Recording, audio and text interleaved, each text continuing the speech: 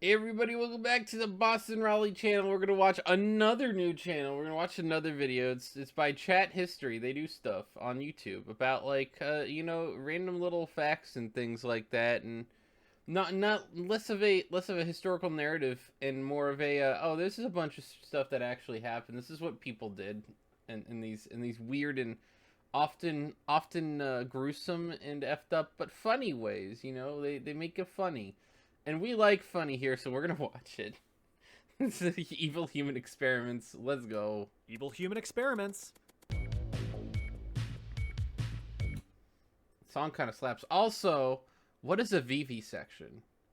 Is it like, does it have anything to do with Alabasta? Alright fellas, let's start things off a little easy. Back in the 4th century BC, Greek civilization was reaching new heights. People were getting more and more curious about the world around us and began asking really important questions. Is shrimp a sandwich? That's a real question. Is a hot dog a sandwich? How do you milk an almond? Those are things that we need to know. What does that do? How does that work? Should I leave the oven on? How do magnets work? Will she call me back? Is this real life? Or is this just fantasy? Does the shrimp really fry the rice? Or not? All pretty valid questions for people just wishing to learn the workings of the natural world. While many focus on the mechanics of the universe, others chose to focus on the inner workings of humans. Just use one finger. Why is that chalice so huge, by the way? Themselves, and not only from a philosophical standpoint. Sometimes you just want to know what makes us tick. That's what Greek physician Herophilus wanted to find out and document in detail. After getting his education at the Hippocratean medical school in Greece, Herophilus turned his what a hypocrite. bulging eyes towards the city of Alexandria, Egypt, with its big, throbbing library chock full of scrolls just begging to be read. Time to See, it's funny because to explain the joke, Hippocrates, the Hippocratic Oath is a medical oath taken to first do no harm, and I think there might be some harm done. So it's very hypocritical of him. Go to Egypt, he said, and so he did. Doot, doot, doot. After getting himself established and taking on a student, a young physician named Erasistratus, they got to work. Why do Greeks name their... Why are names so weird in Greece? Epistratus? I can't. Hippocrates is already kind of a weird name, and then you got Epistratus. Snuffleupagus. Together, the two men would begin to carve out a new branch of science, anatomy. But in order to do so, you need some bodies to cut open to start slopping their guts around. And what better way to obtain fresh bodies than to use condemned criminals? Yeah, see, I told you, it's gonna be, first do no harm, second throw that rule out. Captured and supplied by the Alexandrian rulers. Little Hero and Era were like kids in a candy store with a hopeful glimmer in their eyes, excited to begin their wondrous experiments. But surely the criminals put under the knife were already past their expiration date, right? Nope. I bet you it's a nope, because how are you going to know how things work if they're not still alive when you're cutting them open? That doesn't really help. It's just like they have dead corpses all the time. Like, people probably figured out things well before that part of Greek history. Nope. Instead, Hero and Era performed live human dissections, called vivisections, to broaden their understanding of the human body. So a vivisection is just the old version of a dissection where you do it while they're alive? Maybe? That's how do you make someone look like that, by the way? Butt-ass naked. On his front, ribs all sticking upwards and outwards and lungs out of his back. Like, that looks like it'd be difficult to do it that way. They even went as far as to perform these surgeries in full view of the public for anyone who thought it would be cool and interesting. Wow, that's both cool and interesting. That's what I'm saying. Herophilus documented their findings in extreme detail. Dude, that's actually kind of cool. Just don't do that in public. Making breakthrough discoveries of the human anatomy. Also, don't do this to living people. In doing so, he inflicted unimaginable suffering to his subjects. Since anesthetics weren't really a thing back then, the victims felt every cut and slice, at least until they passed out from the pain or died of blood loss. Dissecting intestines, reproductive organs, eyes, or even purposefully damaging the motor nerves to inflict paralysis. It was basically a big game of, what does this button do? In the end, I'm pretty sure if you go inside the head, you can do all of those things. Hiro and Era's findings over 40 years of vivisections were revolutionary for the medical world, especially since human dissection would be outlawed shortly after their work was completed. It wouldn't be until 1800 years later that performing human dissections would be a medically acceptable practice again. Man, back in my day, we were actually allowed to have some fun and learn things. We were actually allowed to go and, you know, cut people open and figure out how to do anatomy. That's ridiculous. I mean, it's kind of like the backlash against that is we can't perform things on dead people. For like how long? It seems like it was really awful, and they were like, man, this is really awful. Let's never ever do this again, even on dead people. It's like, well, what, but on dead people, you can figure things out. You know, you can learn. But like, you know, on dead people, their work was stored in the renowned Library of Alexandria, but they were lost in the Great Fire a few hundred years later. Man, all those dissections for nothing. 4.1. Dude, is that the new Minecraft update? Project 4.1 was actually a side project proposed immediately after the deployment of Castle Bravo, a high-yield thermonuclear bomb that was dropped in 1954 by the United States. Bravo was part of Operation Castle, a series of other high-yield nuclear tests with the goal of establishing superiority over the Soviet Union. The Marshall Islands, a remote Pacific group of islands, served as ground zero for the detonation of the nuclear weapons. Castle Bravo was the strongest detonation and surprisingly produced 2.5 times the expected explosive yield, resulting in an explosive force equivalent to 15 megatons of TNT. Because it's TNT. I'm actually a little surprised, though, that they do it out in the water, because usually they do nuclear tests. You want to do a nuclear testing site where you're not going to screw anything up. So you go out in, like, rural Nevada or New Mexico where nobody lives and just drop a nuke there. And big open areas owned by the government, they just can nuke things. I believe New Mexico is where they did the Oppenheimer freaking explosion testing sites.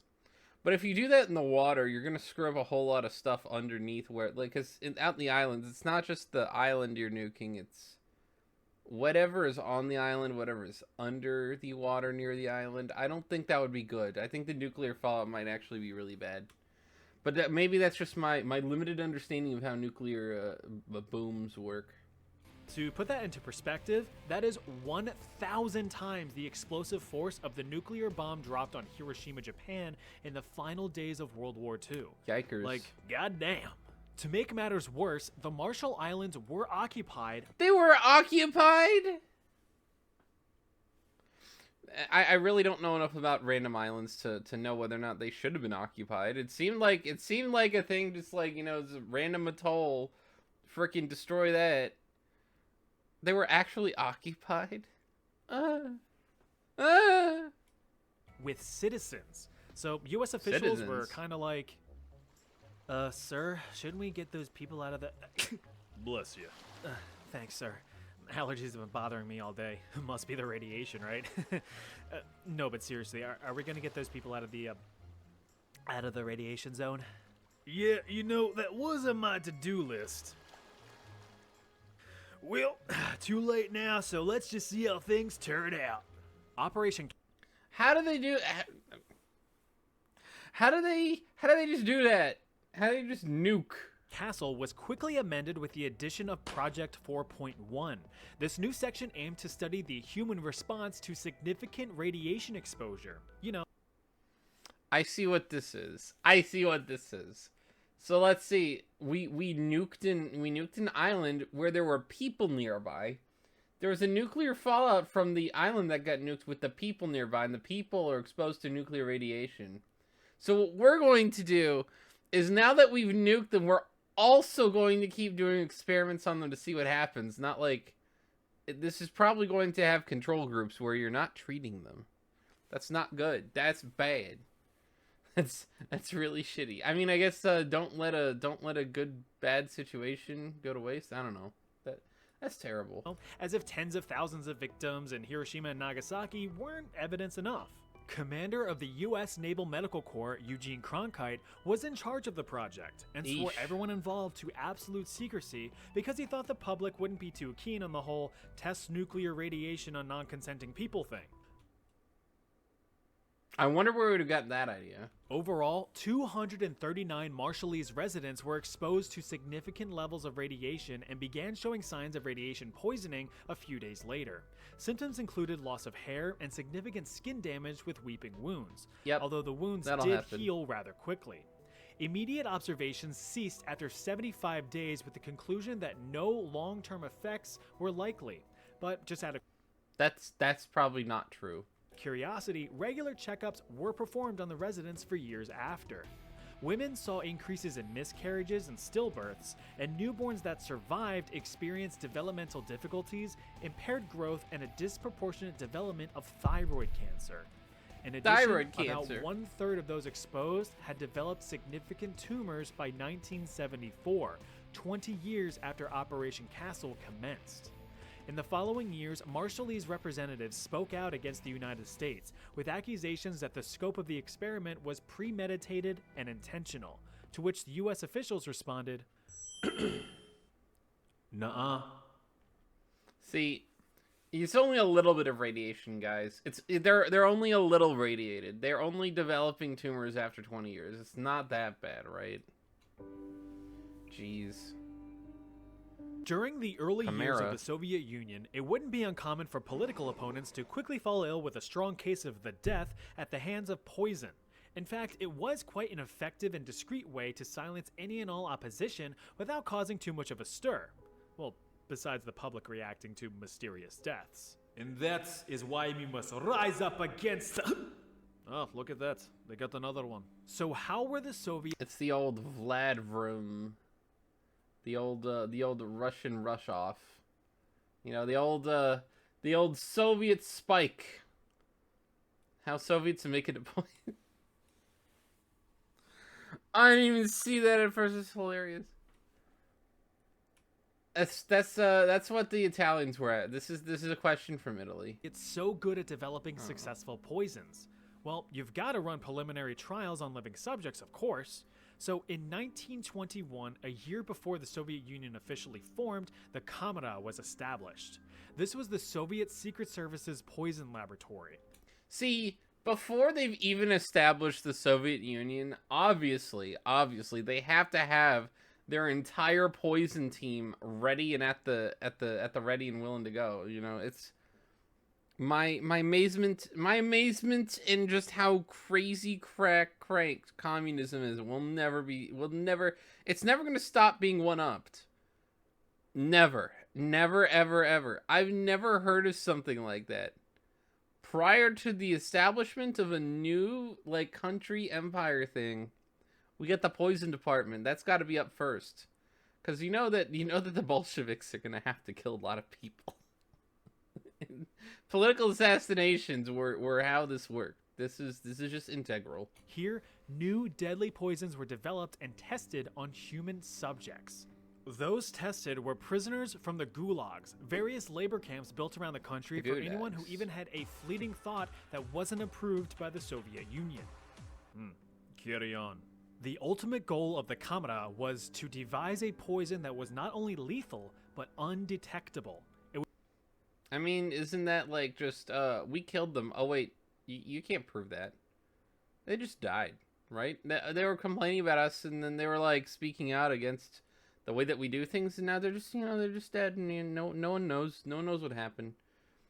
Probably annihilated themselves, from a position with a firearm that you can't even do by yourself, but, that kind of thing. Colorless, tasteless, odorless, and untraceable in an autopsy. Findless. Prisoners would be unknowingly administered various test poisons, which were disguised as medication. For me, if it isn't an orange Flintstone vitamin, I don't trust it.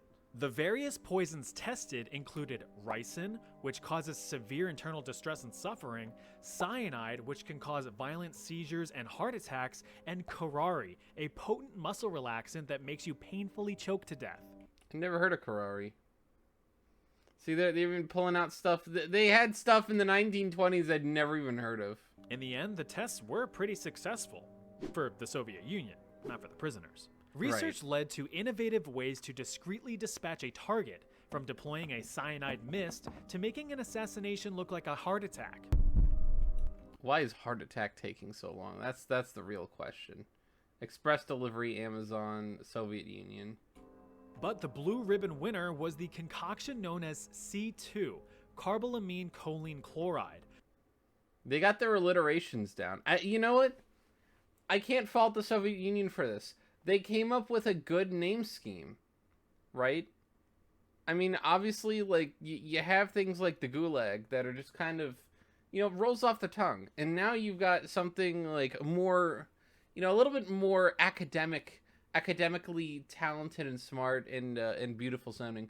Carbolamine chloride? Yeah, we got the triple stance alliteration. Very nice. They're putting the English language, which I don't think they cared about English much, but they're putting the English language to good use at least. Which was basically liquid depression. Exposure to this sucker sparked a very curious reaction. Instead of a violent telltale "I've been poisoned" type death, the victim would simply become weak with a rapid decline in health, all while maintaining a calm and silent demeanor. Death occurred within 15 minutes. Since the dissolution of the Soviet Union in 1991, Russian officials have claimed that the Kamera has been disestablished and abandoned. Yeah, sure. They've claimed? We don't know that for sure. Now, you may have heard about the Tuskegee syphilis study, which was an unethical medical study funded by the United States Public Health Service in 1932, which involved the study of nearly 400 African-American men who had naturally contracted syphilis. The goal was to observe the effects of the disease when left untreated in African-American males. Even though penicillin, an antibiotic cure for syphilis, eventually became widely available to the public, the afflicted men were intentionally never cured. I mean, see, this is the thing, is that I hear I'm not black, but I can at least respect that I shouldn't probably trust the medical industry and the medical field completely, Maybe trust them enough as trust them as much as you need to, and then like, yeah, maybe be a little skeptical. Fucked up, right? Well, the U.S. decided to outdo themselves with the Guatemalan syphilis experiment. See, in 1946 to 1948, more than 5,500 Guatemalan natives, including children, were involved in the experiment against their will, with the Guatemalan government granting access to the unwilling patients in hospitals, mental institutions, and even orphanages. Yeah, that's so fucked up, though. I mean, when you think about it, it's like the United States decided, let's do some, well, I shouldn't say that this is the United, I don't know if this is down from on high or anything. Doesn't seem like it is. But the United States secretly conducts certain operations, and then Guatemala's just like, yeah, take them. Just take whatever. We don't need them. Take it. It's kind of shitty. Every country kind of sucks, Around 1,300 relatively healthy individuals ages 10 to 72 were intentionally infected with syphilis and even gonorrhea. Transmission was either done by direct bacterial contact into wounds or by sexual transmission with infected native sex workers. Really? That's... Jeez. How... What? I thought most of these people were sick or like orphans or something. Really? Good grief. Which were funded by the US government, by the way. the latter Yo. of which proved to be a very effective method of infection. The guy in charge of these experiments was Dr. John C. Cutler. So this was a little bit from on high. See, this is the kind of thing that makes people just wary. But you can call him Dr. Dickass. He often failed to keep accurate medical records of his experiments and instead would only provide anecdotal evidence in his findings, probably because he knew what he was doing was unethical, which very much sounds like something only a dickass would do. But all joking aside, the experiments conducted on these people were gruesome. Perhaps I feel like literally everyone involved in all of these stories probably could be considered Dr. Dickass. perhaps one of the most notable documented examples of what these people experienced was about a female patient named Berta. The following is an excerpt from that document. Oh, this is gonna be Berta bad. was a female patient in the psychiatric hospital.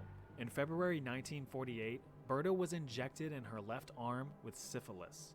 A month later, she developed scabies. Several weeks later, Dr. Cutler noted that she had also developed red bumps where he had injected her arm, lesions on her arms and legs, and her skin was beginning to waste away from her body. Berta was not treated for syphilis until 3 months after her injection. Soon after, on August 23rd, Dr. Cutler wrote that Berta appeared as if she was going to die, but he did not specify why. That same day, he put gonorrheal pus from another male subject into both of Berta's eyes. Hold on. So wait a minute. Why keep adding stuff? Why?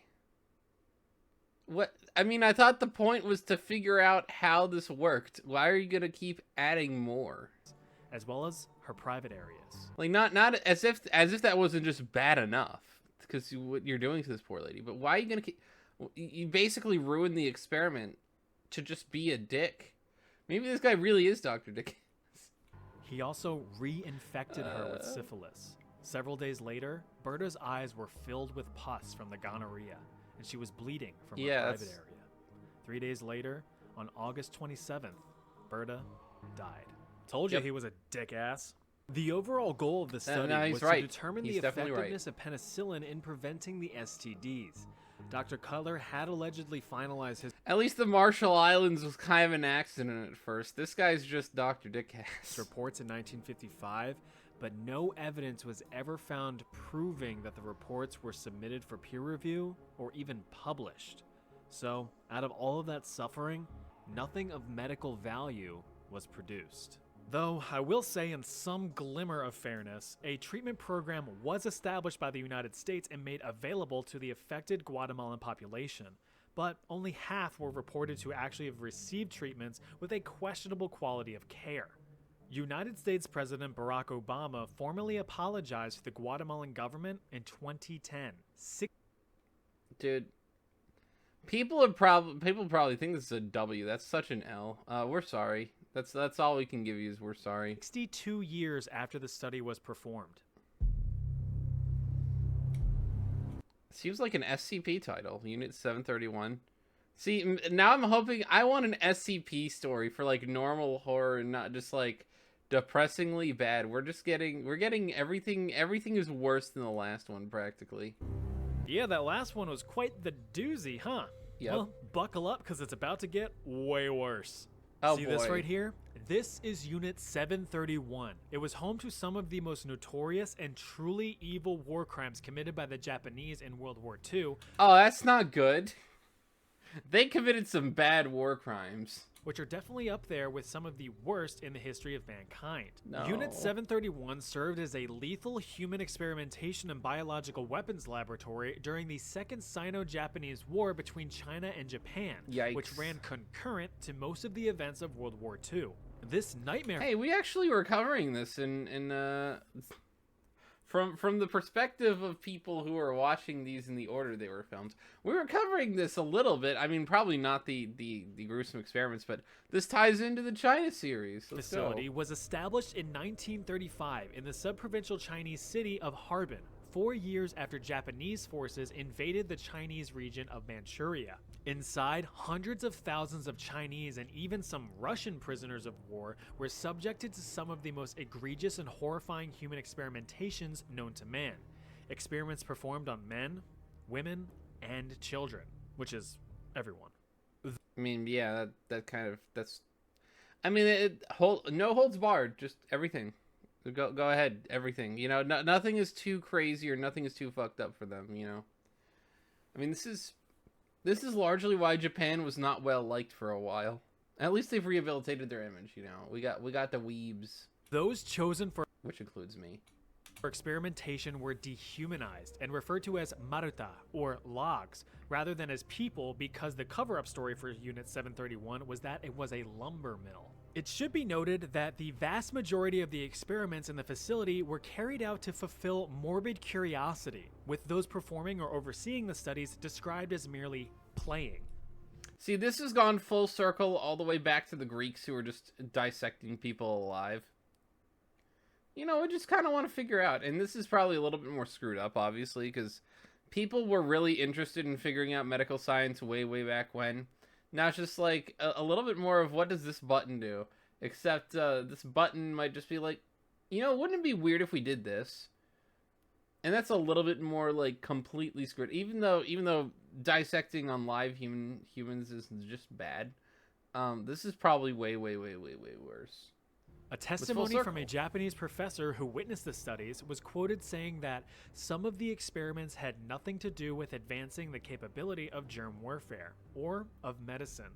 There is such a thing as professional curiosity. What would happen if we did such and such? What medical purpose was served by performing and studying beheadings? None at all.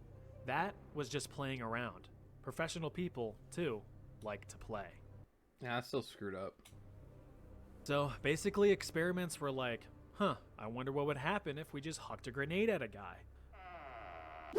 Bang. Oh look, he exploded. Hey, can I go home now?